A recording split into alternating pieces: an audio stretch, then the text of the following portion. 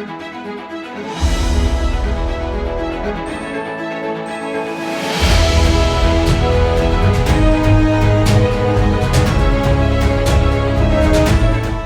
to Politics NY's newest video interview series, In the Community With, sponsored by AARP. I'm Robert Pozaricki, Executive Editor of AM New York Metro. Today we'll be in the community with City Council member Alexa Avilés of Brooklyn. She represents the 38th District, covering the neighborhoods of Red Hook, Sunset Park, Greenwood Heights, and portions of Windsor Terrace, Dyker Heights, and Borough Park.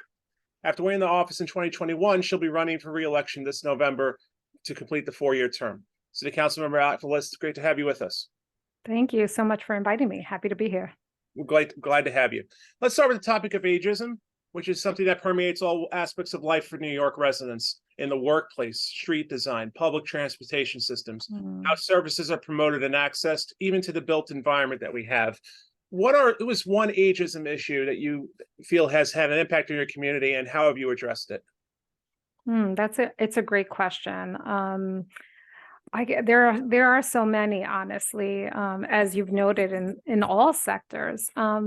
Interestingly enough, today we have been doing a lot of work on ability to access public transportation, right? How important it is, and this hits both our disabled community, our older seniors, our youngest members, right? And parents who are with carriages and stuff like that. So really pushing for, number one, more elevators so that stations are accessible. Pushing for, the Brooklyn is under a bus redesign. And one of the major challenges for a community like Red Hook that I represent is the MTA's desire to remove bus stops. We have a very robust senior population who uses those buses. In fact, that's what Red Hook depends on, is bus service, because there is no train service. So we have been advocating hard with the MTA that, for this part of our district, we need all the bus stops to be available, to be accessible to the residents. And so accessibility in public transportation is really important, both for the subways, the buses, how our streets are. A recent thing is making sure that folks can get through our commercial districts, right? When they're wheelchair bound, making sure that everyone is, essentially doing what they're supposed to be doing on the streetscape, and that, we understand this is a shared public space. And so all those things look different. The level of advocacy is a little different, but it includes everything from writing letters to checking in a lot with the MTA around what the capital projects and timelines are going to be, and how important it is for us to get the investments that we need. Okay, great.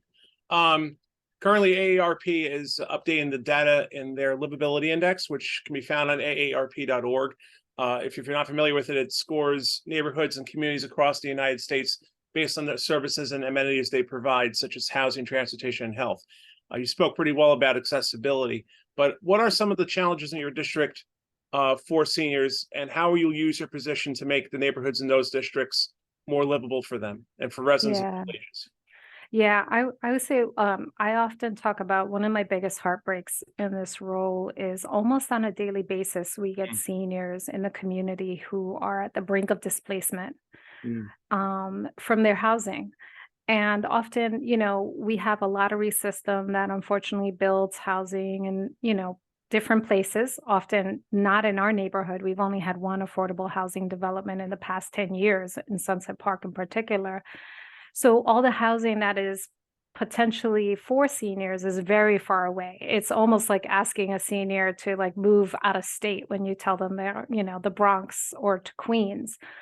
So it is both my biggest heartbreak and the work that we do very intensively with seniors, particularly when they're harassed or they're frightened when they receive a letter from a landlord that is aggressive in nature, but is certainly not a court order of eviction or anything like that, is really helping them navigate their rights.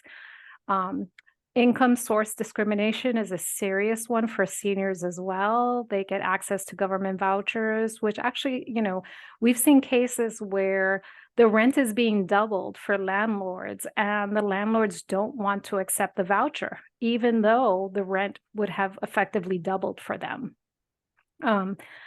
And so it is a thing, we advocate ad nauseum for I want to see senior housing built in our district. Seniors should be able to be in the communities they've lived all their lives. They should be able to age in place with all their services. So it is definitely one of my biggest heartbreaks and one we focus in a lot. And obviously this is, housing policy is very much controlled by the state. Yet the city has a major footprint here and has to prioritize the building of senior housing in particular, because I know this is not just my district alone. It is the crisis across the city, quite frankly, but we have to make a concerted effort for seniors. So let's talk about the entire district as a whole, seniors, everybody. What would you say is the top issue, that you've heard from your constituents over the past year, and how have you addressed it? I know you talked about accessibility and affordability.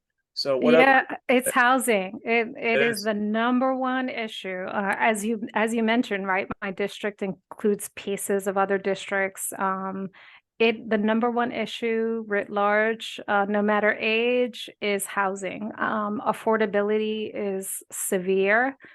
The rents are increasing and wages have not increased. Everything is increasing, right? So that real tension, a significant portion of our community is rent burdened. And as the rents continue to escalate, and we're seeing these numbers also in evictions, or at least eviction petitions, everything is increasing and wages are not increasing. I think recently, maybe you've seen Brooklyn and Manhattan rents have skyrocketed. So affordable housing, being able to stay in your community and not commit 50 to 75% of your income just for rent is the major issue across our district, for sure. Without a doubt. And finally, is there anyone in the district whom you've worked with on these issues that you feel deserves some recognition for the impact they've made on the community? Oh my goodness. That's like asking you to pick amongst your children. We have so many amazing local partners, right? I mean, none of this work can be done alone. It's complex. It takes a long time. So local organizations from like neighbors helping neighbors that help folks with understanding their rights and just navigating the system is a huge help in this area. Center for Family Life. I mean, we have so many organizations that are both local and citywide who all kind of support a piece of the puzzle. But, we need policy change and we need investment. We need just cause to make sure that, rents can't just double overnight in a whim, that people have some protections. And we need housing that is built to the income level. So we need low income housing because majority of our constituents are not making $90,000 a year, $100,000 a year. They're making $50,000 and $40,000 a year, and we're not building housing to that income level. So we need all those things, and we need certainly the city, state, and federal partners to invest in housing, like the critical part of infrastructure that it is. Okay, and Councilmember, thank you for joining us today. It was an enlightening conversation. Oh, thank you so much. This is really fun. More to come.